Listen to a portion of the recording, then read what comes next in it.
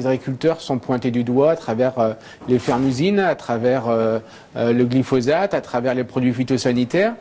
Donc à ce moment-là, on a justement aussi des réponses, savoir qu'est-ce qu'on fait au niveau national, qu'est-ce qu'on fait au niveau régional sur ce dossier-là. Et au niveau départemental, on a souhaité justement écrire une lettre au maire, prendre une journée d'explication avec le procureur de la République, avec le préfet la semaine prochaine pour expliquer qu'est-ce que n'est pas une ferme-usine justement et leur dire que les personnes qui viennent dans nos exploitations, qui viennent filmer, etc., sont un problème sanitaire pour nous. C'est une violation de domicile. Et pour les agriculteurs, certains qui ont connu ça sont en mal-être aujourd'hui. Il faut vraiment les accompagner et faire voir que la justice les accompagne et qu'elle sanctionne des agissements tels. C'est à Saint-Fulgent que les réunions de vie syndicale annuelles ont commencé. Un moment toujours très attendu. C'est un moment d'échange où derrière il y a les présidents de SEA locaux, mais aussi des adhérents qui derrière s'impliquent au niveau de la commune, mais aussi de la communauté de communes. Échanger avec eux sur les problématiques, sur tout ce qu'on a fait pendant un an, sentir la température, présenter par exemple la liste de la Chambre d'agriculture, savoir le travail qui s'y fait. Aujourd'hui, par exemple, c'était le PLU aussi qui est travaillé dans cette Comcom. Il y a le travail local au quotidien, il y a le travail syndical, et c'est un moment vraiment d'échange et de partage. Sur le pays de Saint-Fulgent-les-Essarts, comme dans de nombreux autres cantons, c'est surtout la courbe démographique de la profession et le renouvellement des générations qui posent question. L'évolution des actifs, voir où on en est rendu, si on a perdu de la surface. Apparemment, l'hémorragie n'a pas été très importante pour l'instant dans le secteur. On sait qu'on a pratiquement un tiers des exploitants qui vont partir dans les 10 ans. Là, c'est le souci, il faut anticiper, anticipons, mais je ne sais pas trop quelle tournure on va prendre. Il y a des jeunes dans les écoles, c'est sûr, dans les écoles agricoles, mais tous ne seront pas agriculteurs. C'est compliqué.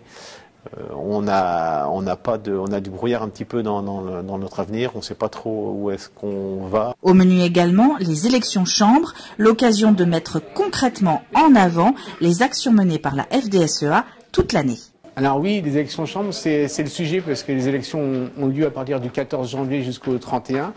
Pour nous, ça sera une période importante parce que c'est nécessaire pour savoir si on veut continuer à mener la politique que l'on emmène aujourd'hui. Alors tous les résultats ne sont pas positifs, ça c'est vrai, mais sauf qu'il faut qu'on montre tout le travail qui est fait au quotidien, la transmission, l'installation, tout ce dossier environnement que l'on porte en permanence, le dossier eau, et donc les élections chambres, c'est aussi présenter la liste, les personnes qui vont représenter les agricultrices et les agriculteurs sur le territoire et les productions. Certains se posent des questions, ça se fait rien, il n'y a rien qui bouge, mais il y a beaucoup de choses qui se font dans l'ombre et puis qui ne s'en rendent pas compte. C'est vrai que si on laissait tout faire, on serait complètement submergé par les normes et tout ce qu'on veut. C'est inimaginable ce qui peut être contré avant que les gens s'en aperçoivent.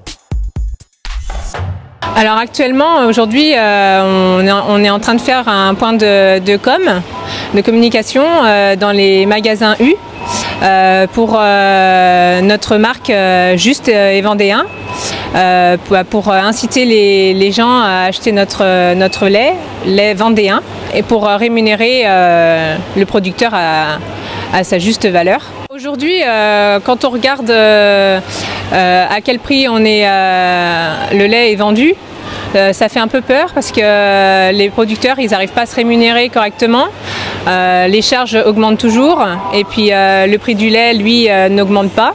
On s'essouffle de plus en plus alors que quand on vend cette marque, on sait qu'il est rémunéré à la juste valeur pour couvrir nos charges et puis pouvoir vivre décemment de notre métier.